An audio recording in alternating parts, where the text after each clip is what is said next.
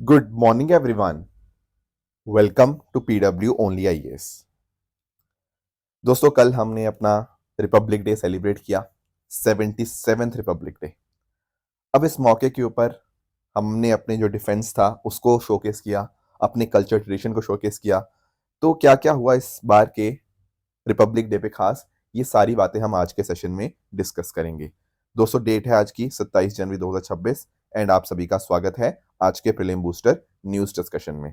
Start करने से पहले मैं आप सबको बता दूं कि जो हमारे रिपब्लिक डे के ऑफर्स थे वो यहाँ पे एक्सटेंड किए गए हैं एंड आप अब यहाँ पे बहुत ही कम दाम के अंदर हमारे जो कोर्सेज हैं उनको यहाँ पे अवेल कर सकते हैं। जैसे प्रारंभ बैच है जो आपका 2028 के स्टूडेंट्स के लिए आपको देखने को मिलेगा। उस तरह से अगर हम बात करें संकल्प 2027 के बच्चों के लिए इंग्लिश और हिंदी मीडियम में अवेलेबल है। एंड उस तरह से अगर हम बात करें सृजन बैच की, उन स्टूडेंट्स के लिए जो 2026 में इस साल ही अपना अटेम्प्ट देना चाहते हैं उनके लिए क्रैश कोर्स आपको देखने को मिल जाएगा। एंड लास्टली अगर आपको सीसेट में प्रॉब्लम हो रही है तो यहाँ पर भी आपको सीसेट बैच यहाँ पे मिल जाता है। ये सारे कोर्सेज के जो लिंक हैं नीचे डिस्क्रिप्शन में दिए हुए हैं, वहां पर जाकर आप खुद को इन बैचेस के अंदर अपनरोल कर सकते हैं। चलिए स्टार्ट करते हैं। सबसे पहले तो जानते हैं कि इस बार की परेड में क्या चीजें खास थी। देखो, सबसे पहले तो मैं ना आपको दो बातें बताता हूँ। एक होता है फ्लैग होइस्टिंग और एक होता है फ्लैग अनफर्लिंग। दोनों में अंतर है। काफी सारे लोगों को ये अंतर नहीं पता, आप इस बात को समझने की कोशिश करना। 15 अगस्त को फ्लैग होइस्टिंग किया जाता है, 26 जनवरी को फ्लैग अनफर्ल किया जाता है। What does it mean? देखो, अगर आपने 15 अगस्त को देखा होगा ना, तो आजादी के दिन क्या होता है, 15 अगस्त को हमारा जो फ्लैग है ना वो नीचे से ऐसे ऊपर की तरफ लेके जाया जाता है। ठीक है, पर 26 जनवरी में ऐसा नहीं होता। 26 जनवरी में फ्लैग नीचे से ऊपर नहीं जाता। 26 जनवरी के दिन फ्लैग ऊपर ही होता है, बस सिंपली हम उसको अनफर्ल करते हैं। अब पॉइंट आता है ऐसा क्यों? 15 जनवरी के दिन, सॉरी 15 अगस्त के दिन हम फ्लैग को नीचे से ऊपर लेके जा रहे हैं, 26 जनवरी को ऊपर रखा हुआ है। इसका सिंपल रीजन ये है कि देखो, ये हमें दर्शाता है कि जब हम आजाद हुए ना, तो हम क्या हुए, एक नए देश का जन्म हुआ। यहाँ पे एक फ्री नेशन का बर्थ हमें देखने को मिला। कहीं ना कहीं हमें आजादी मिली कॉलोनियल रूल से। ठीक है, जब 26 जनवरी की बात करते हैं तो हम आजाद तो ऑलरेडी थे, बस एक तरह से हमारे पास रिपब्लिक प्रिंसिपल्स जो है वो आते हुए देखने को मिल रहे हैं। तो यहां पर ना हम इसको ऊपर रेज नहीं करते 26 जनवरी को, हम सिंपली अनफर्ल करते हैं। एक बात और डिफरेंस आपको पता होनी चाहिए, 15 अगस्त को ये जो आपकी फ्लैग होस्टिंग होती है ये प्रधानमंत्री जी करते हैं, पर 26 जनवरी को जो आपका फ्लैग अनफर्ल होता है ये प्रेसिडेंट जी के द्वारा यहाँ पे किया जाता है। इस बात का आप यहाँ पे ध्यान में रखेंगे। तो कल भी इसी तरह से हुआ। हमारे जो राष्ट्रपति हैं द्रौपदी मुर्मू जी, उन्होंने यहाँ पर फ्लैग को अनफर्ल किया। अनफर्ल, ठीक है ना, ये बात ध्यान रखेंगे। अब इस मौके के ऊपर जो कल हमारा 26 जनवरी था, तो यहाँ पर यूरोपियन यूनियन के साथ हमने यहाँ पे संबंध अच्छे किए हैं।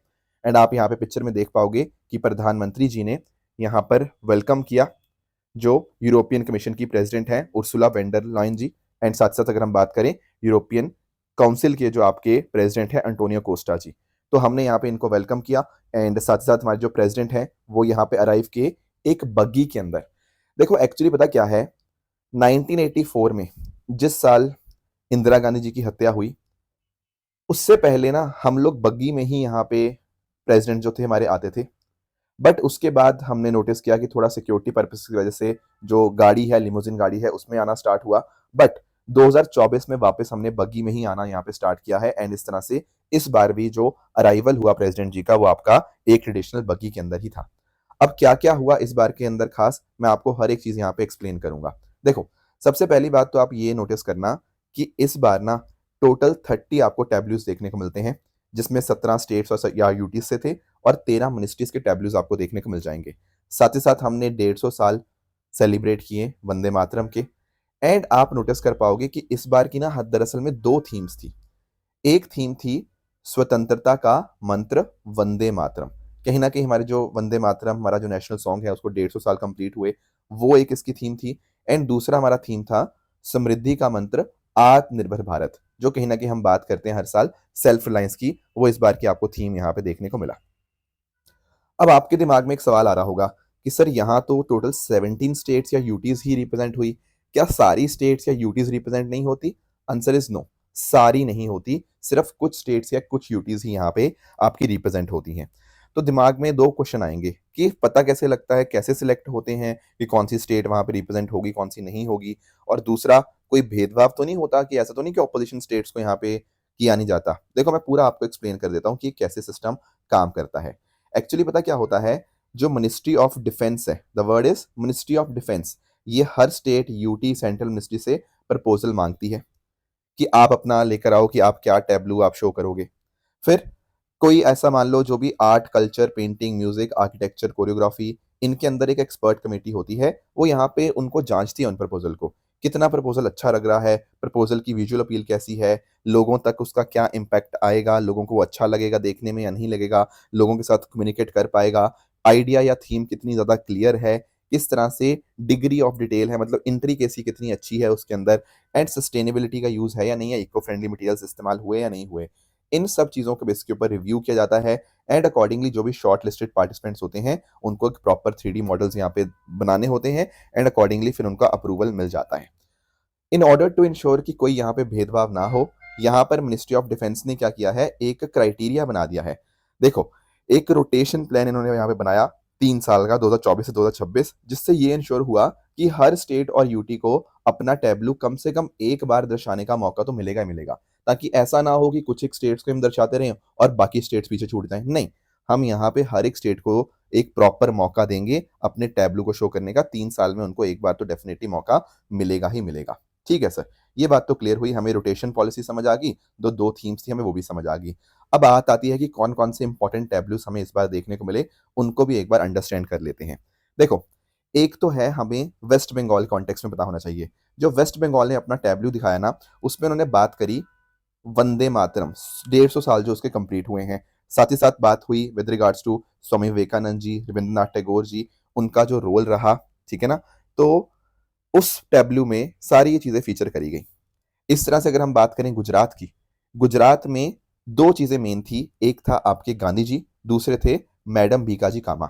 मैडम भीकाजी कामा वही थी जिन्होंने वंदे मातरम फ्लैग अनफल किया था 1907 के अंदर।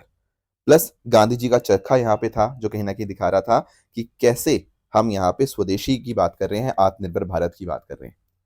इसी के साथ में अगर हम बात करें हिमाचल प्रदेश के टैबलू की, तो यहाँ पर उन्होंने ऑनर किया सोमनाथ शर्मा जी को, जो कि भारत के पहले परमवीर चक्र रेसिपिएंट थे। तो कहीं ना कहीं यहाँ पे जो बहादुरी की बात होती है ना, उसकी बात करी गई। एंड इनफैक्ट हिमाचल प्रदेश को हम लोग देवभूमि के नाम से जानते हैं, पर हिमाचल प्रदेश अपने आप में वीर भूमि भी है। तो ये इनका टैबलू यहाँ पे रिप्रेजेंट कर रहा था। सिमिलरली अगर हम बात करें छत्तीसगढ़ की, तो छत्तीसगढ़ में बात हुई रिगार्डिंग ट्राइबल रेबिलियन की। छत्तीसगढ़ ने अपने टैबलू के माध्यम से जो ट्राइबल का इंपॉर्टेंट रोल रहा, जैसे वीर गुंदाधुर, आपका शहीद वीर नारायण सिंह जी, इनकी जो लड़ाई थी उसको यहाँ पे दर्शाया गया अपने मैंगोस के माध्यम से, रेड चिलीज के माध्यम से, एक रेजिस्टेंस के सिंबल के तौर के ऊपर यहाँ पे इसको देखा जाता है। पंजाब का जो टैबलू था उसमें बात हुई यहाँ पे आपके जो 350 साल कंप्लीट हुए हैं गुरु तेग बहादुर जी के मार्टिरडम के, ठीक है, जो 9th गुरु थे सिखिज्म के, सिख के, उसकी बात हुई यहाँ पे इनके टैबलू के माध्यम से। सिमिलरली अगर हम बात करें और स्टेट्स की, जैसे असम की बात करी, तो असम ने यहाँ पे अशारी कंडी टेराकोटा डॉल जो है यहाँ पे रिप्रेजेंट किया, जो कहीं ना कहीं लोकल लोगों को यहाँ पे दर्शाता है। राजस्थान के टैबलू की बात की तो वहां पे थी बीकानेर गोल्ड आर्ट, ठीक है ना। तो यहाँ पर जो कैमल हाइड के ऊपर गोल्ड एम्बॉसिंग होती है उसको यहाँ पे दर्शाया गया। जम्मू कश्मीर के अंदर आपका जो शॉल था वो, एंड साथ साथ आपका जो बहुत ही शानदार एक पेपर मार्च का जो बक्सा होता है वो यहाँ पे देखने को मिला। पुडुचेरी की बात करें तो यहाँ पर ओरोविल, ठीक है, जो एक तरह से स्पिरिचुअल टाउन है, बहुत ही ज्यादा शांति मिलती है वहां जाके, और साथ साथ उन्होंने अपनी जो पॉटरी है उसको भी यहाँ पर दर्शाया। बाकी और स्टेट्स की बात करें, हिमाचल प्रदेश का मैंने आपको बता दिया। महाराष्ट्र की बात करें तो दोस्तों जो गणेश उत्सव, ठीक है ना, तो जो गणेश उत्सव हम यहाँ पे सेलिब्रेट करते हैं, गणेश चतुर्थी का मौका होता है महाराष्ट्र में, तो बहुत ही अच्छा उस टाइम के ऊपर पूरा एटमोस्फेयर होता है। अष्टविनायक टेम्पल यहाँ पे दर्शाया गया। मध्य प्रदेश की अगर हम बात करें तो यहाँ पर आपको लोक माता देवी अहिल्याबाई होलकर जी, उनको, एंड साथ ही साथ इनके हाथ में एक शिवलिंग यहाँ पे आपको देखने को मिलेगा। उत्तर प्रदेश की बात करें तो यहाँ बुंदेलखंड के कल्चर को दिखाया गया, जो फोर्ट्स हैं बुंदेलखंड के वो हो गया, plus at the same time जो वन डिस्ट्रिक्ट वन प्रोडक्ट है ना, जो स्कीम बहुत शानदार रही है उसको। एंड सिमिलरली अगर हम बात करें जो कलिंजार फोर्ट है, एक मुखलिंग हो गया, रॉक कट जो है, इन सबको यहाँ पे इनके टैबलू में दर्शाया गया। बाकी और स्टेट्स की बात करें तो तमिलनाडु ने इलेक्ट्रॉनिक व्हीकल ईवी हब के तौर के ऊपर अपने आप को रिप्रेजेंट किया। एंड इनफैक्ट ना बहुत ही इंटरेस्टिंग था इसमें कि इन्होंने अपने ट्रेडिशन को दिखाया जल्लीकट्टू को, और साथ में इसमें ईवी टेक्नोलॉजी को जोड़ दिया, आपके रोबोटिक्स को जोड़ दिया। तो कैसे हम अपने ट्रेडिशन को प्रोटेक्ट कर रहे हैं एंड कैसे हम फ्यूचर की तरफ बढ़ रहे हैं, ये बात तमिलनाडु ने यहाँ पे दर्शाने की कोशिश करी। केरला की दोस्तों अगर हम बात करें, केरला ने एक तो बात करी वाटर मेट्रो को दर्शाया, ठीक है, कि केरला भारत की पहली वाटर मेट्रो हमें देखने को मिलती है केरला में इको फ्रेंडली अर्बन मोबिलिटी के लिए। Plus at the same time Kerala पहला ऐसा राज्य बना है जहां पर 100% डिजिटल लिटरेसी आपको देखने को मिलेगी। तो ये दो बातें यहाँ पे उन्होंने दर्शाई।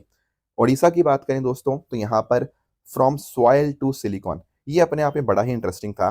देखो ओडिशा ने बात करी अपने टैब्लू के माध्यम से कि कैसे वो यहाँ पे ट्रेडिशन को अपने मानते हैं, पर कहीं ना कहीं इनोवेशन यहाँ पे बहुत ज़्यादा है।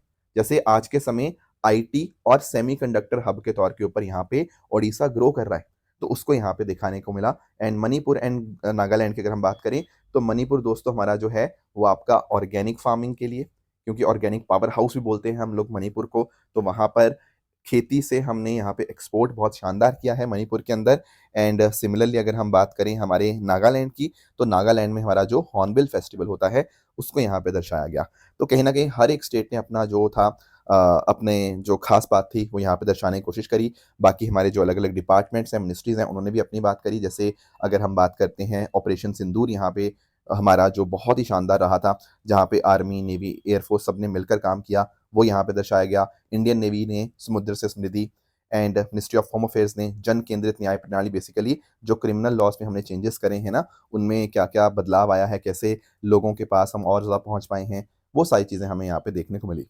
मिनिस्ट्री ऑफ होम अफेयर्स ने इसके जो एनडीएमए एनडीआरएफ है, उन्होंने भुज अर्थक्वेक को दर्शाया कि कैसे 25 साल कंप्लीट हुए हैं और 25 साल में हमने अपने डिजास्टर मैनेजमेंट के तरीके के अंदर बहुत बड़ा बदलाव किया है। मिनिस्ट्री ऑफ एजुकेशन ने न्यू एजुकेशन पॉलिसी जो 2020 में आई, उसके माध्यम से कैसे हम विकसित भारत तक पहुंचेंगे। मिनिस्ट्री ऑफ पावर ने प्रकाश गंगा, मिनिस्ट्री ऑफ पंचायती राज ने स्वामित्व स्कीम, जिसके माध्यम से गांव गांव के अंदर हम यहाँ पे उनको प्रॉपर्टी राइट्स दे रहे हैं।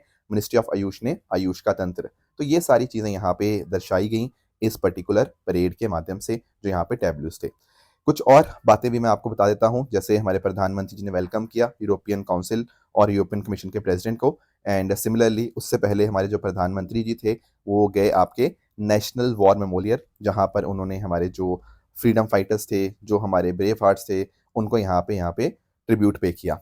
तो इस तरह से इवेंट के अंदर 21 गन सैल्यूट यहाँ पे हमें देखने को मिला, ठीक है ना। भारत ने अपना multi calibre rocket launcher system Suryastra, आप यहाँ पे पिक्चर में देख भी सकते हो, ये सूर्यास्त्र, एंड साथ ही साथ अगर हम बात करें ब्रह्मोस, इनको हमने यहाँ पे दर्शाया कि किस तरह से भारत डिफेंस के अंदर बहुत ज़्यादा शानदार काम आज के समय यहाँ पे कर रहा है। एक और अट्रैक्शन रही इस पर्टिकुलर परेड की, वो थे हिम योद्धास। यहाँ पर आप पिक्चर में देख पाओगे, ये हमारे हिम योद्धास आपको देखने को मिल जाएंगे। हिम योद्धास क्यों बोला जाता है? क्योंकि देखो हिमालयन फ्रंटियर के ऊपर इतनी ज़्यादा ठंड के अंदर, सब जीरो टेम्परेचर के अंदर हमारे जो ट्रूप्स हैं वो यहाँ पे काम करते हैं, कैसे काम करते हैं, वो सारी चीज़ें यहाँ पे हमने दर्शाने की कोशिश करी। तो ये कुछ इंपॉर्टेंट हाइलाइट्स थी हमारी इस परेड की। आपको सबसे इंटरेस्टिंग क्या लगा इसके बारे में, आप ज़रूर नीचे कमेंट्स में मुझे बता सकते हो। अब आते हैं दोस्तों हमारे अगले टॉपिक पे। अगला टॉपिक है हमारा advance chemistry cell PLI scheme. थोड़ा इसको अंडरस्टैंड करते हैं कि आखिर इसका मतलब क्या होता है। सबसे पहले ये वर्ड सुनते हैं कि आखिर ये एडवांस केमिस्ट्री सेल का मतलब क्या है। देखो आज के टाइम के ऊपर ना, देखो नाम में जब एडवांस केमिस्ट्री आपने बोल दिया, तो कहीं ना कहीं हम उन पुरानी बैटरीज की बात नहीं कर रहे जो लेड एसिड वाली होती थी, नहीं नहीं नहीं। अब हम बात कर रहे हैं लिथियम आयन बैटरी की या और इस तरह की बैटरीज की, जहां पर बहुत ही ज़्यादा कुछ एडवांस केमिकल कॉम्पोजिशंस की रिक्वायरमेंट होती है। अब फ़ायदा क्या होता है यार ये लिथियम आयन बैटरीज और बाकी सब सेल्स का? इनका फ़ायदा ये होता है कि ये एनर्जी डेंसिटी इनमें ज़्यादा होती है, लंबे समय तक चलती हैं, जल्दी से चार्ज हो जाती हैं, और सेफ्टी भी पहले के मुकाबले ज़्यादा होती है, और ये रिचार्ज की जा सकती है ना, तो कहीं न कहीं चार्जिंग इनमें पॉसिबल यहाँ पे जल्दी से हो जाती है। और इनका फ़ायदा बहुत सारा है, जैसे इलेक्ट्रिक व्हीकल्स के अंदर हम इस्तेमाल करते हैं, हमारी गाड़ियों के अंदर हो गया, रिन्यूएबल एनर्जी स्टोरेज के अंदर हो गया, इसके अलावा हमारे स्मार्टफ़ोन्स में, लैपटॉप्स में इनमें इस्तेमाल होता है, आपके बैकअप पावर के तौर के ऊपर स्मार्ट ग्रिड्स को मदद करते हैं। एंड इनफैक्ट अगर हम बात करें सैटेलाइट्स वगैरह की ना, तो डिफेंस और स्पेस में भी इनका बहुत इंपॉर्टेंट रोल है। अब देखो आज के टाइम तो फिर इन सब की ज़रूरत डेफ़िनिटली पड़ेगी और आगे जाके तो और ज़्यादा पड़ेगी। तो एक्चुअली ना भारत ने क्या किया था, भारत ने इस चीज़ को पहले ही समझ लिया था, और इसीलिए हमने 2021 में advance chemistry cell PLI scheme यहाँ पे लॉन्च की थी। पीएलआई का मतलब क्या है? Production linked incentive. आप ज़्यादा प्रोड्यूस करो, ज़्यादा उनको सेल करो, तो जो भी आपकी इंक्रीमेंटल सेल होगी ना, उसके ऊपर आपको इंसेंटिव मिलेगा। अब हमने ये सोचा कि हम इंसेंटिव देंगे, हम फ़ायदा देंगे, अपनी अलग-अलग कंपनीज़ यहाँ पे लगेंगी, तो उससे कहीं न कहीं चाइना के ऊपर जो हमारी निर्भरता है, वो कम हो पाएगी। तो एक्चुअली आज से 5 साल पहले रफ़ली हमने सोचा था कि हम 2026 तक ना 50 गीगावाट आवर क्या होता है? 10 to the power 9 watt hour, इतनी ज़्यादा हमारी जो बैटरी सेल मैन्युफैक्चरिंग कैपेसिटी हो जाएगी, ऐसा हमने आज से 5 साल पहले अनुमान लगाया था। तो क्या सर हम यहाँ तक पहुँच पाए? Answer is no. हम इससे बहुत-बहुत ज़्यादा दूर रहे हैं और इसीलिए इसको हेवीली क्रिटिसाइज़ किया जा रहा है। देखो जैसे फॉर एग्ज़ाम्पल हमारा टारगेट क्या था? 50 गीगावाट आवर का। कितना हो गया है? सिर्फ़ और सिर्फ़ 1.4 गीगावाट आवर। हम इससे बहुत ज़्यादा दूर हैं और इसीलिए भारत इस सेक्टर में अच्छा नहीं कर पाया है। अब यहाँ पे जो चाइना पे हमारी डिपेंडेंसी थी, वो कम नहीं हुई बल्कि वो बढ़ी ही जा रही है। इनफैक्ट यहाँ पे सोचा ये गया था कि इस पर्टिकुलर एसीसी पीएलआई स्कीम के माध्यम से लगभग 1 मिलियन जॉब से भी ज़्यादा जनरेट होंगी, मतलब 10 लाख से ज़्यादा नौकरियाँ जनरेट होनी थी, पर एक्चुअल में जो जॉब जनरेट हुई हैं वो केवल 1100, सिर्फ 1000 नौकरियाँ जनरेट हुई हैं, होनी कितनी थी? 10 लाख से ज़्यादा। तो सिर्फ हमने टारगेट का 0.12% यहाँ पे अचीव किया है और जो हमने इंसेंटिव देने थे, कोई इंसेंटिव अभी तक यहाँ पे नहीं दिया गया। इंसेंटिव देने क्या थे? हमने यहाँ पे बोला था कि जितना भी आप पर किलोवाट आवर बैटरी सोल्ड करोगे उसके ऊपर ₹2000 का इंसेंटिव होगा, पर ये ज़ीरो इंसेंटिव अभी तक दिया गया है। तो कहीं न कहीं कुछ हमारी ऐसी स्कीम्स हैं जो बिल्कुल यहाँ पे आज के टाइम काम नहीं कर पाई हैं और हमारी सरकार ने इसको एक्सेप्ट किया है कि हमने लिमिटेड कैपेसिटी कमीशन किया है। मतलब कमीशन जितना हमने कैपेसिटी कमीशन सोचा था बहुत कम है उसके मुकाबले, टेक्नोलॉजी में कमी है, लोकलाइज़ेशन में काफ़ी दिक्कतें आ रही हैं और सप्लाई चेन में काफ़ी ज़्यादा अभी इश्यूज़ हैं। तो ये जो स्कीम थी मिनिस्ट्री ऑफ हेवी इंडस्ट्रीज़ की स्कीम थी एंड कोशिश थी कि इसमें अच्छा आएगा बट अभी तक कुछ ऐसा अच्छा आ नहीं पाया है।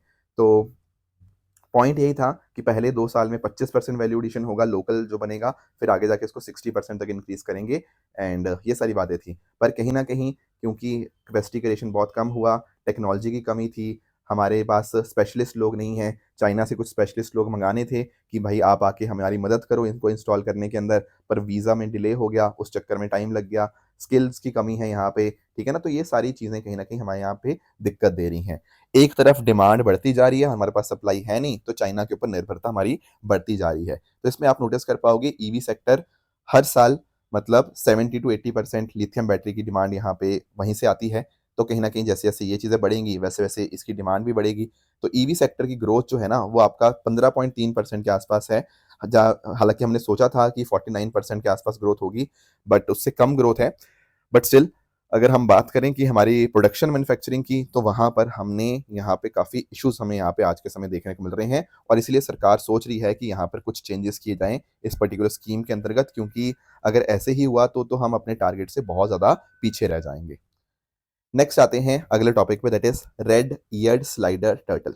इसको थोड़ा अंडरस्टैंड करते हैं। देखो पिक्चर में आप यहाँ पे ये टर्टल देख पा रहे होंगे। देखने में बड़ा ही अच्छा लग रहा होगा आपको, है ना? देखने में है भी अच्छा और इसीलिए इसकी ना ट्रेड बहुत ज़्यादा होती है। एक देश से दूसरे देश ये बहुत ज़्यादा इसको यहाँ पे भेजा जाता है। पर दिक्कत पता क्या है? ये अपने आप में एक इन्वेसिव स्पीशी है। ये आपके जो लोकल टर्टल होता है ना, उनको यहाँ पे दिक्कत देता है। क्यों? क्योंकि देखो यार मान लो एक जगह पे कुछ रिसोर्सेज़ हैं, तो या तो ये टर्टल कंज़्यूम कर लेगा, जो लोकल टर्टल्स हैं वो कंज़्यूम कर लेंगे। तो जब ये कंज़्यूम कर लेता है ना, तो हमारे वहाँ पे लोकल टर्टल्स मरने लग जाते हैं। तो कहीं न कहीं आज के समय ना हमारे जो भारत के अंदर फ्रेश वाटर इकोसिस्टम है, वहाँ पर बहुत ज़्यादा क्वेश्चन मार्क उठ रहे हैं। जैसे फॉर एग्ज़ाम्पल कोयंबटूर वेटलैंड्स है ना तमिलनाडु में, तो वहाँ पर इस तरह के रेड ईयर्ड स्लाइडर टर्टल यहाँ पे पाए जा रहे हैं and they are causing a concern. अब इसके बारे में थोड़ा जान लेते हैं। यूएस के ये नेटिव हैं एंड खासकर अगर हम बात करें मिसिसिपी रिवर बेसिन और उस पास पास ये रीजन्स के, बट आज के टाइम के ऊपर ये सभी कॉन्टिनेंट्स के ऊपर हैं एक्सेप्ट अंटार्कटिका। भारत में भी अर्बन लेक्स, टैंक्स, वेटलैंड्स और खासकर शहरों के पास में देखे जाने लगे हैं। अब इनकी खास बात पता क्या है? इनकी खास बात ये है कि इनके ईयर्स के पास में यहाँ पर आपको रेड कलर की स्ट्राइप्स आपको देखने को मिल जाएँगी। ज़्यादातर समय ये पानी के अंदर रहना पसंद करते हैं, पर कभी-कभार ये आपके सेमी टेरेस्ट्रियल भी यहाँ पे बन जाते हैं। बाकी अगर ठंडा टेम्परेचर हो वहाँ पर भी सर्वाइव कर जाते हैं, अलग-अलग हैबिटेट्स के अंदर भी सर्वाइव यहाँ पे कर जाते हैं। 20 से 50 साल की इनकी लाइफ टाइम होती है एंड खासकर ये हंटिंग बहुत ज़्यादा एग्रेसिवली यहाँ पे कर लेते हैं। आईयूसीएन स्टेटस इनका आपको यहाँ पे लीस्ट कंसर्न देखने को मिलेगा। तो भारत के ऊपर इम्पैक्ट दोस्तों यही है कि ये बहुत तेज़ी से आपका ब्रीड करते हैं, नेटिव टर्टल्स के साथ कंपटीशन करते हैं अपने फूड वगैरह के लिए, तो नेटिव टर्टल्स एक तरह से खत्म हो जाते हैं। बाकी क्योंकि ये फीडिंग बहुत ज़्यादा करते हैं, तो वहाँ पे फिश की मात्रा कम हो जाती है, फूड चेन डिस्ट्रॉय हो जाती है, वेटलैंड इकोलॉजी खत्म हो जाती है, लोकल बायोडाइवर्सिटी को खतरा पैदा करते हैं। तो क्या कोई तरीका नहीं है इनको टैकल करने का? है। अगर हम यहाँ पे पेट ट्रेड को ध्यान से रेगुलेट करें, तो that is possible. Plus at the same time इस तरह के पेट टर्टल्स को हमें नेचुरल वाटर बॉडीज में नहीं यहाँ पे रिलीज करना चाहिए। कई बार लोग कर देते हैं गलती से, उससे दिक्कत आ जाती है। कहीं ना कहीं अगर मान लो फिशरमैन, सिटीजन, लोकल लोग अगर इनको प्रॉपरली डिटेक्ट करके इनको रिमूव करवाने में मदद करें, तो यहाँ पर इट इज़ पॉसिबल कि हम यहाँ पे ये जो चैलेंजेस आ रहे हैं इनको हम यहाँ पे हैंडल कर पाएंगे। अगला टॉपिक हमारे सामने दोस्तों है, that is regarding the shadow fleet. Shadow fleet का हमें ना मीनिंग समझना है। दरअसल में अभी क्या हुआ है, यूएसए ने सैंक्शंस लगाए हैं ईरान के शैडो फ्लीट के ऊपर। अब पॉइंट आता है शैडो फ्लीट क्या होता है। देखो देखो, एक तो होते हैं आपके ऑयल टैंकर्स जो बिल्कुल नॉर्मल तरह से काम करते हैं, किसी देश के ऑयल टैंकर्स होते हैं, ठीक है। पर कई बार ना कुछ देश क्या करते हैं, शैडो फ्लीट टैंकर्स का इस्तेमाल करते हैं। शैडो फ्लीट टैंकर्स का अर्थ ये है कि उनके ऊपर ना समझ ही नहीं आएगा कि कौन सा देश है ये, क्योंकि पता क्या होगा, उनको किसी शेल कंपनी के माध्यम से रजिस्टर करवाया जाएगा और कई देशों के अंदर होगा। तो सामने वाले को कभी समझ नहीं आ पाएगा कि यार ये ईरान का है, आपका यूएई का है, किसी और देश का है या किसका है। तो बार बार शिप का नाम बदला जाएगा, शिप का फ्लैग बार बार चेंज होगा, शिप को जो अलग अलग ट्रांसपॉन्डर्स होते हैं उनको डिसेबल किया जाएगा, शिप टू शिप ट्रांसफर्स ये सारे बंद किए जाएंगे। इससे पता क्या होगा, इससे क्या होगा कि कहीं ना कहीं इवेड करने की कोशिश है। जैसे आप नहीं करते कि मान लो मुझे टैक्स नहीं देना, तो मैं क्या करूंगा, मैं दिखाने की कोशिश करूंगा कि पैसा यहाँ से नहीं आया, वहां से आया, कुछ इधर से आया, उधर से आया। ऐसे कुछ ना कुछ करके मैं टैक्स इवेड करने की कोशिश करता हूँ। सिमिलरली यहाँ शिप को पता क्या करना है, जैसे मान लो यूएसए ने ईरान के ऊपर यहाँ पे वो लगा दिया कि इनके ऑयल टैंकर्स से कोई टैंक आपका ऑयल नहीं खरीदेगा। पर अगर मान लो यहाँ पे हमने शैडो फ्लीट खरीद कर दिया, किसी को समझ ही नहीं आ रहा कि कौन से देश का ये आपका है, ठीक है, टैंकर, तो उस केस में उसके ऊपर फिर सैंक्शन लगाने बड़ी दिक्कत हो जाएगी। तो ऐसा ही करने की यहाँ पे कोशिश की जाती है शैडो फ्लीट्स के द्वारा। ओनरशिप किसकी है समझ ही नहीं आता। तो अब यहाँ पे यूएसए ने ईरान के शैडो फ्लीट्स के ऊपर भी यहाँ पर इस तरह से फ्रेश सैंक्शन लगा दिए हैं, ताकि इंश्योर ये किया जाए कि वहां पर कोई उनसे यहाँ पे तेल ना खरीदे। तो शैडो फ्लीट का इंपैक्ट यही होता है कि सैंक्शंस को अवॉइड करने की कोशिश करती है, पर कहीं ना कहीं कुछ इश्यूज भी आते हैं। जैसे फॉर एग्जांपल, क्योंकि ये पुराने वेसल्स होते हैं, इनको कोई रेगुलेशन नहीं होता, तो उससे कहीं ना कहीं ऑयल स्पिल का खतरा यहाँ पे बढ़ जाता है। बाकी सिक्योरिटी का भी खतरा यहाँ पे बढ़ जाता है, क्योंकि आप नोटिस करो, जो भी यहाँ पे ये पैसा कमाएंगे शैडो फ्लीट वाले, वो कहाँ जाएगा, वो कहीं ना कहीं हो सकता है हथियार खरीदने में, कोई प्रॉक्सी ग्रुप्स के अंदर, कोई यहाँ पे रिप्रेशन के अंदर। रिप्रेशन मतलब जैसे फॉर एग्जाम्पल अभी यूएसए ने बोला है कि ये जो शैडो फ्लीट से पैसा कमा रहा है ना ईरान, कहीं ना कहीं जो ईरान में प्रोटेस्ट हो रहे हैं उसको दबाने के अंदर इस्तेमाल हो रहा है। तो कहीं ना कहीं बहुत सारे चैलेंजेस यहाँ पे आ रहे हैं। तो ये शैडो फ्लीट का जो मीनिंग है ये आपको आई होप समझ आ गया होगा। नेक्स्ट टॉपिक पे आने से पहले, या नेक्स्ट टॉपिक तो हमारे पास है नहीं, अभी हमारे पास बस आपके पीवाईक्यूज हैं। तो पहला क्वेश्चन आपके लिए ये रहा, ठीक है, इसको आप पढ़िएगा, इसका आप आंसर मुझे बता सकते हो। दूसरा क्वेश्चन भी आपके सामने ये है, इसका आंसर भी आप कमेंट्स में बताइएगा। कल जो मैंने आपको होमवर्क दिया था ना, अब देखो ये क्वेश्चन ना आपका एज इट इज एनसीईआरटी का ही क्वेश्चन है, ज्योग्राफी का। तो 2024 में काफी इजी क्वेश्चन आया था, अगर आपने एनसीईआरटी ढंग से पढ़ी हुई है। अब इसमें आप नोटिस कर पाओगे आपकी ना एनसीईआरटी बुक में हीट बजट का डायग्राम यहाँ पे बना हुआ है। उसी क्वेश्चन, उसी डायग्राम से क्वेश्चन ये आंसर हो सकता है। क्या होता है इसके अंदर, देखो यहाँ पर पहला स्टेटमेंट कह रहा है कि जो एटमॉस्फेयर होता है ना, वो इनकमिंग सोलर रेडिएशन से ज्यादा हीट होता है देन बाय टेरेस्ट्रियल रेडिएशन। बिल्कुल गलत है। देखो आपकी जो धरती के ऊपर जो आपकी हीट आई, ठीक है ना, जो भी आपका टेरेस्ट्रियल रेडिएशन है, वहां से आपकी जो लॉन्ग वेव रेडिएशन एमिट हुआ अर्थ के सरफेस से, ये जो आपका हुआ ना आउटगोइंग लॉन्ग वेव रेडिएशन, ये कहीं ना कहीं आपके एटमॉस्फेयर को गर्म करने के अंदर मेजर रोल कॉज करता है, ना कि आपका इनकमिंग सोलर रेडिएशन। ये स्टेटमेंट इसलिए आपका इनकरेक्ट हो जाएगा। टेरेस्ट्रियल रेडिएशन से ही मेजरली आपका जो एटमॉस्फेयर है वो हीट अप होता है। तो first statement is incorrect. Second statement की बात करें, सेकंड स्टेटमेंट कह रहा है कि कार्बन डाइऑक्साइड और बाकी जो ग्रीन हाउस गैसेज हैं वो अच्छा अब्जॉर्ब करती हैं आपके लॉन्ग वेव रेडिएशन को। Yes, that is the correct statement. तो यहाँ पर आप नोटिस कर पाओगे पहला गलत है, दूसरा करेक्ट है। तो आपका आंसर यहाँ पे बनेगा option D is the right answer. एक और मैंने आपको होमवर्क दिया था, वो था ट्रोपोस्फेयर की थिकनेस के बारे में, कि इक्वेटर पे ज्यादा होती है पोल्स के ऊपर। देखो ये सेम क्वेश्चन भी आपका एनसीईआरटी से ही है। अगर मैं बात करता हूँ ना आपके इक्वेटर के ऊपर, तो इक्वेटर के ऊपर मोटा मोटा आपकी ट्रोपोस्फेयर की जो थिकनेस है वो 18 किलोमीटर के आसपास हो जाती है, एंड पोल्स के आसपास आपकी काफी कम होती है, रफली 8 किलोमीटर के आसपास।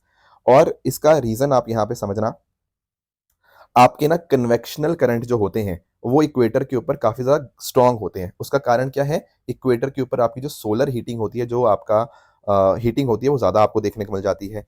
ये जो करंट होंगे, ये हीट एंड मॉइस्चर को ज़्यादा हाइट तक लेके जाएँगे, जिस वजह से ट्रोपोस्फेयर की हाइट जो है वो वहाँ पे बढ़ जाती है।